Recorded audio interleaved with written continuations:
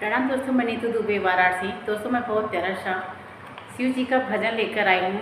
सावन का बहुत प्यारा सा ये भजन है। उम्मीद करती हूँ कि आप लोगों को पसंद आएगा और बहुत बड़ा भी नहीं है, छोटा सा है। तो आप लोग से रिक्वेस्ट है कि आप लोग बिना स्किप किए पूरा सुन लीजिएगा, जो कि ज़्यादा बड़ा नहीं है, बहुत प्यारा सा है। और अगर आप लोगों को अच्छा लगे तो आप लोग कमेंट बॉक्स में ज़रूर बताइएगा। चैनल पर नए हूँ, चैनल को सब्सक्राइब कर दीजिएगा। मेरा वीडियो अगर आप लोगों को अच्छा लगेगा तो मेरे वीडियो को शेयर भी कर दीजिएगा। हर हर महादेव।